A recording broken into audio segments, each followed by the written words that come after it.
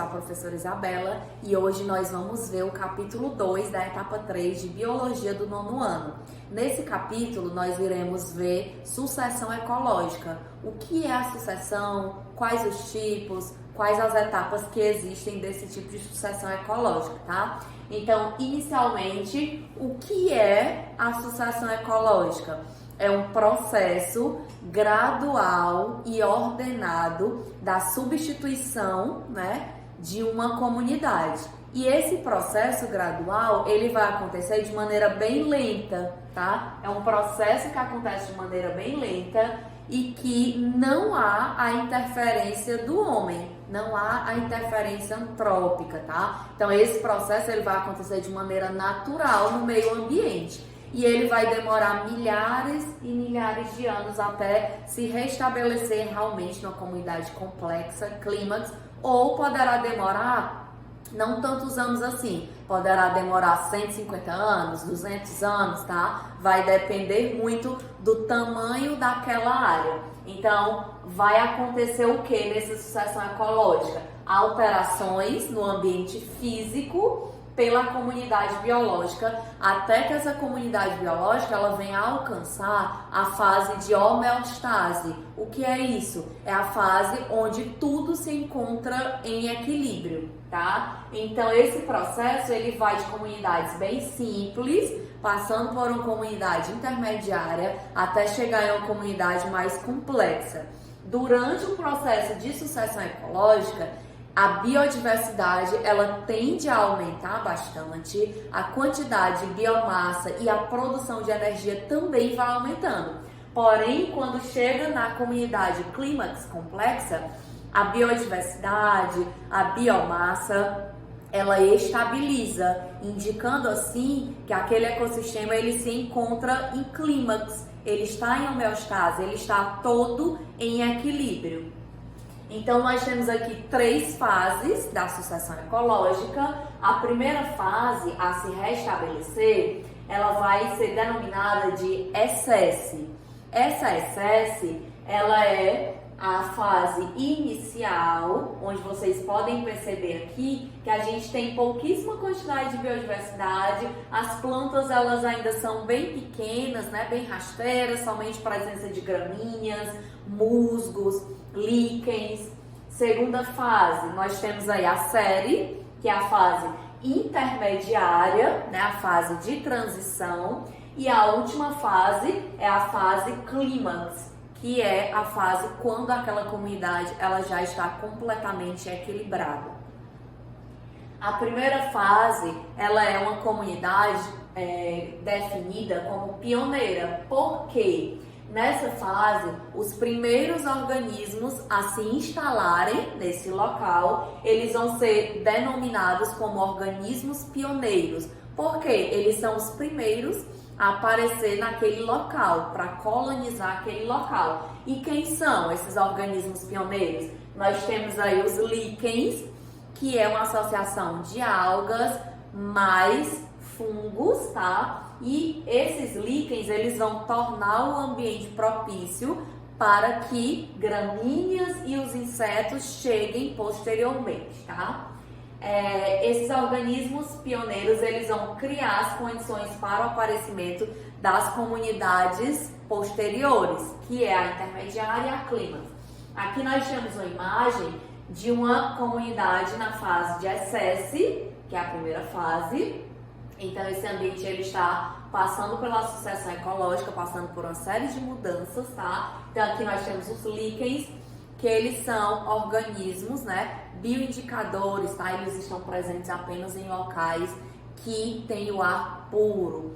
Eles vão ser encontrados principalmente em troncos de árvores, No caso de uma comunidade pioneira, como não tem árvores, eles vão se instalar em uma rocha, tá? E aí eles liberam uma substância que ela é corrosiva e ela começa a corroer, destruir aquela rocha nua, tá? E aí, à medida que aquela rocha ela vai se destruindo, vai aparecendo solo e posteriormente, esse solo ele vai sendo preparado para a chegada aí sim de gramíneas, né? Que é a vegetação mais rasteira, a primeira a aparecer.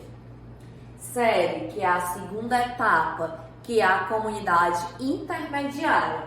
Essa comunidade intermediária, ela vai ser formada principalmente por uma vegetação de pequeno e médio porte, principalmente herbáceas, arbustos, né? Nessa fase vai acontecer mudanças bem significativas na questão da produção de biomassa e na questão também do aumento da biodiversidade, tanto de animais como também de plantas.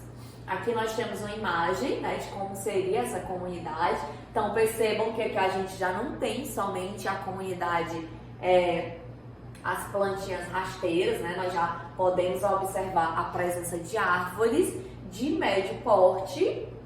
Percebam que ainda não há uma floresta densa e fechada, né? Então aqui nós temos as árvores que elas conseguem suportar a maior incidência de luminosidade, né? Então aqui nós temos árvores que conseguem se desenvolver com grande quantidade de raios solares, que suportam temperaturas altas. A última comunidade é a clímax, é uma comunidade que ela já está estabilizada, tá? Então, nas primeiras comunidades, que é a SS e a série, a taxa da produção de fotossíntese, ela acontece de maneira muito rápida. Então, a fotossíntese nas fases iniciais, ela é muito mais elevada do que a taxa de respiração. Então, existe um saldo de oxigênio, existe um saldo de energia. Já nessa comunidade clímax, a fotossíntese e a respiração, elas se encontram no mesmo nível, tá? Então a taxa respiratória é muito alta dessa comunidade estabilizada, como por exemplo, a floresta amazônica. É um exemplo de comunidade clímax, que é completamente estabilizada, que vive em equilíbrio. Então lá, como o pessoal falava antigamente, né, acreditava que lá era considerado o pulmão do mundo. Mas não é por quê? Porque lá existe uma taxa muito alta, obviamente, de fotossíntese, porém a taxa de respiração daquela comunidade também é muito alta. Então eles vão utilizar o oxigênio produzido na fotossíntese praticamente todo, tá? Então de onde é que vem o oxigênio que nós respiramos? Vem do fitoplâncton. O fitoplâncton é os maiores produtores de oxigênio do mundo todo, tá? Então a comunidade clímax, ela vai atingir um elevado número de espécies. Os nichos ecológicos, eles são ocupados e apresentam grande quantidade de biomassa. Aqui nós temos uma imagem, né, dessa comunidade completamente já estabilizada. Olha só a floresta completamente densa, né? Então, com árvores de grande porte, árvores muito altas. E aí nós temos aqui um quadro que vai mostrar as principais diferenças da comunidade pioneira, que é a SS, e a comunidade clímax. A pioneira, como o próprio nome já diz, é a primeira a se instalar. Já a clímax vai ser a última comunidade a se instalar. A pioneira, geralmente ela vai ter pequeno porte, já a clímax vai ter grande porte, né? Aqui na pioneira, o crescimento ele acontece de maneira muito rápida, mais acelerada.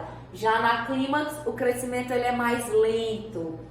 Na pioneira, espécies pouco exigentes. O que é isso? Pouco exigentes de ambiente, de temperatura, tá? Elas conseguem tolerar mais, né? Já aqui, as espécies são mais exigentes.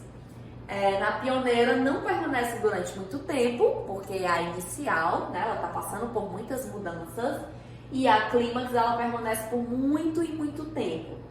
E exemplo da pioneira, como falei para vocês, musgos e líquens, e na clímax, árvores grande porte, como por exemplo o castanheiro, o carvalho. E aqui nós temos uma imagem para comparar, né? A pioneira, ó, somente aqui a presença de gramíneas, e a clímax com a floresta bem densa, bem fechada, com a diversidade bem grande.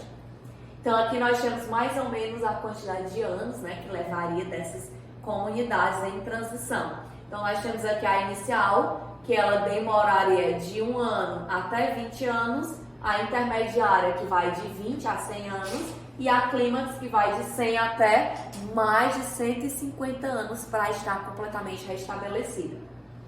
Existem dois tipos de sucessão ecológica e ela pode ser classificada de acordo com o substrato que vai dar origem ao processo de sucessão. Nós temos a sucessão primária e a secundária.